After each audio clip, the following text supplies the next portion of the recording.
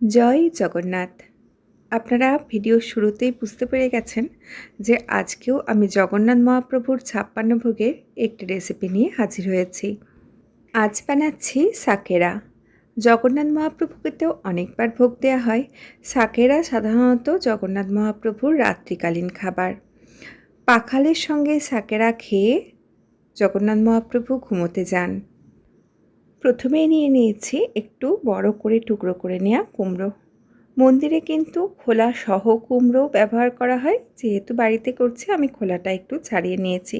কাঁচা কুমড়ো হলে খোলা সহই ব্যবহার করবেন, এটা পাকা কুমড়ো নিয়েছি বলে খোলাটা ছাড়িয়ে নিয়েছি। আর এর মধ্যে দিয়ে দিলাম স্বাদ অনুযায়ী নুন, হলুদ আর সামান্য জল। আর আপনারা তো জানেনই জগন্নাথ মহাপ্রভুর ভোগ একবার উনানে বসে যাওয়ার পর কিন্তু সেটা আর হাত দিয়ে কোনো রকম নাড়াচাড়া বা কোনো রকম খুন্তি বা কোনো রকম হাতা এসব কিচ্ছু ইউজ করা হয় না।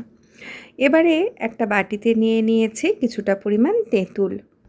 অল্প একটু জল দিয়ে তেঁতুলটা কিছুক্ষণ ভিজিয়ে রাখবো, যাতে তেঁতুলটা একটু নরম হয়ে এর পাল্পটা বার করতে সুবিধা হয়।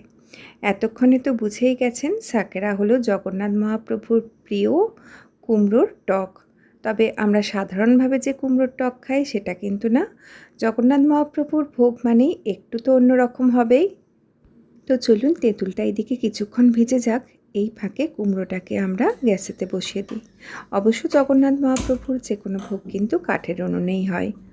গ্যাসের ফ্লেম একদম লোয়েতে রেখে ঢাকা দিয়ে কুমড়োগুলোকে কিছুক্ষণ সেদ্ধ হতে রেখে দেব। একদিকে কুমড়োটা ততক্ষণ সেদ্ধ হোক, অন্যদিকে আগে যে তেঁতুলটা ভিজিয়ে রেখেছিলাম তেঁতুলের টক মিষ্টি জলটা রেডি করে নিই। তেঁতুলটাকে কিছুক্ষণ চটকে ওর পাল্পটা ভালো করে বার করে নিচ্ছি। এবারে ছেঁকে নিচ্ছি। তেঁতুলের ছিবড়ের অংশটা সম্পূর্ণ বাদ দিয়ে শুধুমাত্র পাল্পের অংশটা দেখুন নিচের একটা বড় পাত্রেতে নিয়ে নিচ্ছি। একটা বড় পাত্র নিয়েছি কারণ এর মধ্যে আরও বেশ কিছু উপকরণ যোগ হবে, সেজন্য প্রথমে একটা বড় পাত্রতে এই তেঁতুলের পাল্পটা নিয়ে নিচ্ছি। এবারে এই টকের মিষ্টতার জন্য নিয়ে নিচ্ছি আখের গুড়।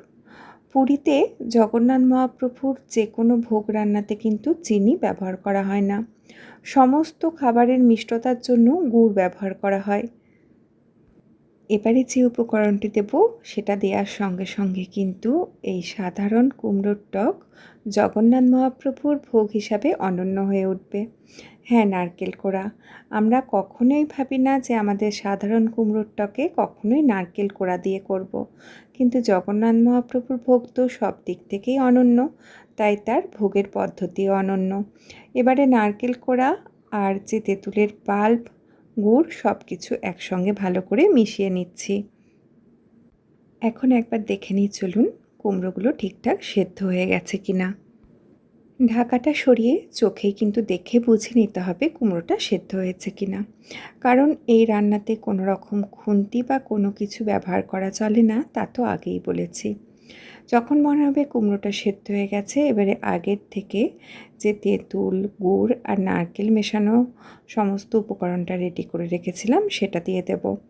সামান্য জল দিয়ে এবারে এটাকে ঢাকা দিয়ে রেখে দেব যতক্ষণ না এই জলটা একটুখানি কমে যাচ্ছে। সব উপকরণ কিন্তু ফুটতে ফুটতে একে অপরের সঙ্গে সুন্দরভাবে মিশে যায়। যখন মনে হবে জলটা একটুখানি কমে এসেছে বা সাকেরার ঘনত্ব আগের থেকে একটুখানি বেশি হয়ে গেছে, এবারে গ্যাসের ফ্লেম বন্ধ করে এটাকে রেখে দেব কিছুক্ষণ রেস্টে। যেহেতু আমি মাটির পাত্রে করেছি, মাটির পাত্রেতে কিছুক্ষণ রেস্টে রাখার পর কিন্তু সাকেরা আরও কিছুটা ঘন হয়ে যাবে। কিছুটা ঠান্ডা হয়ে যাওয়ার পর তুলসী পাতা দিয়ে তবেই ভগবানকে ভোগ হিসাবে নিবেদন করা হবে। কাল দেখা হবে আবার অন্য কোনো ভোগের রেসিপি নিয়ে। ততক্ষণ সবাই সুস্থ থাকুন, ভালো থাকুন, সঙ্গে থাকুন। জয় জগন্নাথ।